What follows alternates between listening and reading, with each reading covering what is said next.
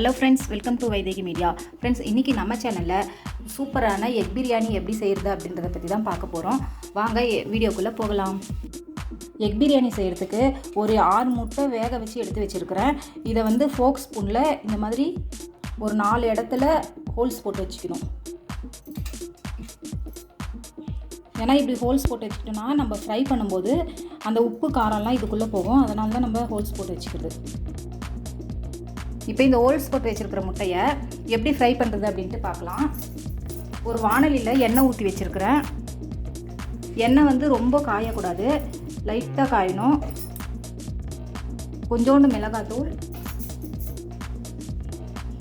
கொஞ்சோண்டு மஞ்சள் தூள், கொஞ்சம் உப்பு போட்டு நல்லா அப்படியே கிண்டிக்கிட்டே இருக்கணும். ஸ்டவ் வந்து ரொம்ப ஃபாஸ்ட்டாக வைக்காதீங்க, கருகிடும் நம்ம போட்டிருக்கிற மசாலாலாம். போட்டுட்டு இந்த முட்டை எடுத்து அதுக்குள்ளே சேர்த்துக்கணும். சேர்த்துட்டு அப்படியே ஒரு 2 நிமிஷம் அப்படியே கிளறி விட்டுட்டே இருக்கணும். ஸ்டவ் வந்து லோ ஃப்ளேமில் தான் வச்சுக்கணும், ஃபாஸ்ட்டாக வைக்கக்கூடாது. ஒரு 2லேருந்து 3 நிமிஷம் வரைக்கும் கிண்டி விட்டோம்னாக்கா போதும்.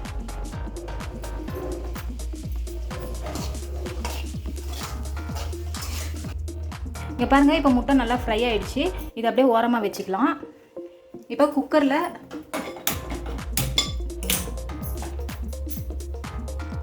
ஒரு 4 டேபிள் ஸ்பூன் அளவுக்கு ஆயில் ஊற்றிக்கலாம்.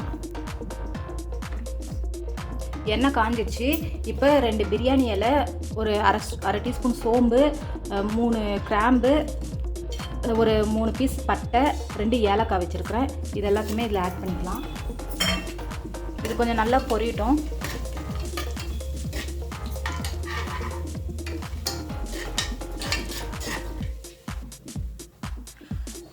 பட்டை லவங்கெல்லாம் நல்லா ஃப்ரை ஆகிடுச்சு. இப்போ ஒரு 4 வெங்காயம் நீட்டாக கட் பண்ணி வச்சுருக்கிறேன். இதை ஆட் பண்ணிக்கிறேன். இதில்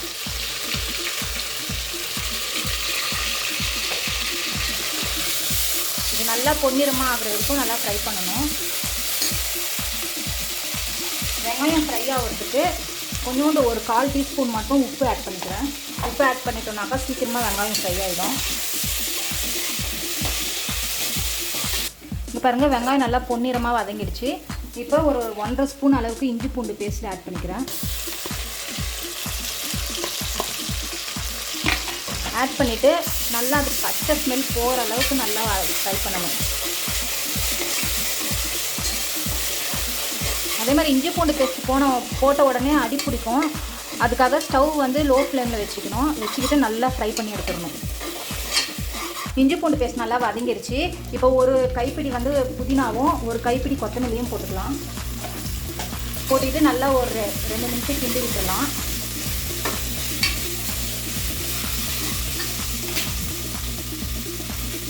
ஒரு 4 தக்காளி, மீடியம் சைஸ் தக்காளி கட் பண்ணி வச்சுருக்கிறேன் நீட்டாக. அதையும் இதில் ஆட் பண்ணிக்கலாம்.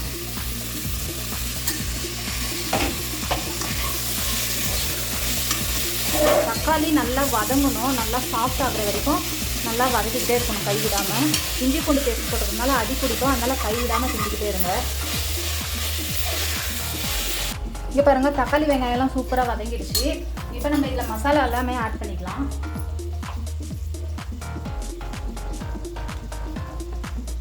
ஒரு 1/4 டீஸ்பூன் மஞ்சள் தூள் போட்டுக்கலாம். ஆச்சி பிரியாணி மசாலா ஒரு 2 டீஸ்பூனு, கரம் மசாலா 1 டீஸ்பூன் போட்டிருக்கிறேன். வெறும் மிளகாய் தூள் அரை டீஸ்பூன் போட்டிருக்கிறேன்.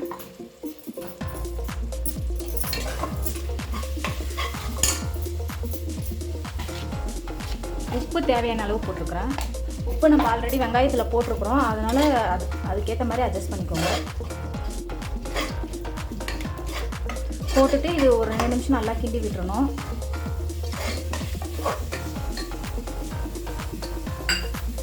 கிண்டி விட்டு இப்போ 2 பச்சை மிளகா கட் பண்ணி வச்சுருக்கோம், அதை போட்டுக்கலாம். பச்சை மிளகா நம்ம ஸ்டார்டிங்லேயே போட்டுட்டோம்னாக்கா கொலன்னு ஆகிடும், பிரியாணியில் காரம் அதிகமாகிடும். அதனால கம்மியாக இப்போ இந்த ஸ்டேஜில் போடுறது. ஒரு பாதி எலுமிச்சப்பழம் ஜூஸ் எடுத்து வச்சுருக்கிறேன், அது ஊற்றிக்கலாம்.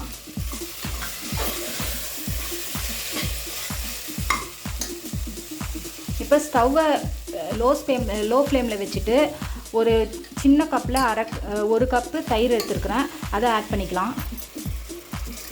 இது வந்து ஒரு 3 டேபிள் ஸ்பூன் வரும் தயிர்.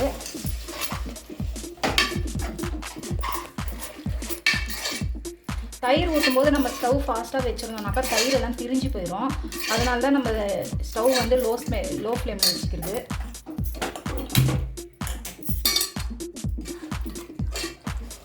இப்போ பாருங்கள், இப்போ மசாலாலாம் போட்டு அந்த மசாலாலாம் நல்லா ராஸ்மெல் எல்லாம் போயிடுச்சு.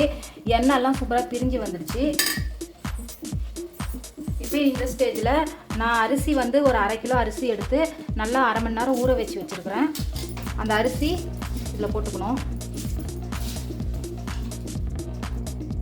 இப்போ பாருங்கள், அரிசி போட்டு நல்லா ஒரு 2 செகண்ட் கிண்டி விட்டுட்டேன். அப்போ தான் இந்த மசாலா எல்லாமே அந்த ரைஸ்குள்ளே இறங்கும். இப்போ நம்ம எந்த டம்ளரில் அரிசி எடுத்தோமோ அதே டம்ளரில் தண்ணி அளந்து எடுத்துக்கிட்டேன். நான் 1.5 டம்ளர் போட்டிருக்கிறேன். அதனால் தண்ணி 2.5 டம்ளர் ஊற்றிருக்கிறேன். நம்ம 3 டம்ளர் ஊற்றினாக்கா சாப்பாடு கொள்ளன்னு ஆகிடும். அதனால் ஒரு 1/2 டம்ளர் கம்மியாகவே ஊற்றிக்கணும். ஊற்றிட்டு இது அப்படியே ஒரு 2 நிமிஷம் கொதி வர வரைக்கும் அப்படியே மூடி வச்சிடலாம். இப்போ இது தண்ணி ஊற்றுனதுக்கப்புறம் உப்பு காரம்லாம் செக் பண்ணிக்கோங்க. பத்தலைனா நீங்கள் ஆட் பண்ணிக்கோங்க.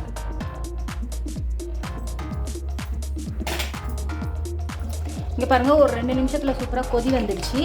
இப்போ இந்த ஸ்டேஜில் நம்ம ஃப்ரை பண்ணி வச்சுருக்கிற முட்டை எல்லாத்தையுமே அப்படியே இதில் போட்டுடலாம்.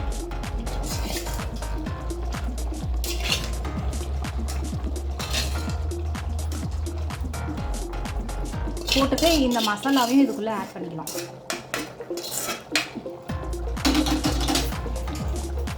ஆட் பண்ணிவிட்டு கொஞ்சமாக புதினா கொத்தமல்லி இதில் மேலே தூவி விட்டுட்டு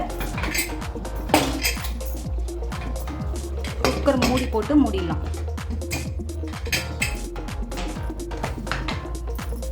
விசில் போட்டு விட்டோம்னாக்கா ஹை ஃப்ளேமில் ஒரு விசில் வரணும். அதுக்கப்புறம் லோ ஃப்ளேமில் 2 விசில் வரணும். மொத்தம் 3 விசில் விடணும். அவ்வளோதான் ஃப்ரெண்ட்ஸ், நம்ம பிரியாணி பாருங்கள் சூப்பராக ரெடி ஆகிடுச்சு.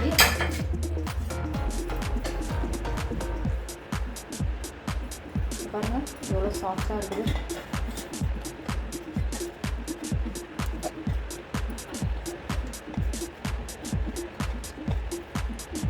அவ்வளோதான் ஃப்ரெண்ட்ஸ், சூப்பரான எக் பிரியாணி ரெடி ஆகிடுச்சு. இந்த வீடியோ உங்களுக்கு பிடிச்சிருந்துச்சுன்னா லைக் பண்ணுங்கள், ஷேர் பண்ணுங்கள், கமெண்ட் பண்ணுங்கள். அப்படியே நம்ம சேனலை மறக்காமல் சப்ஸ்கிரைப் பண்ணிவிடுங்க.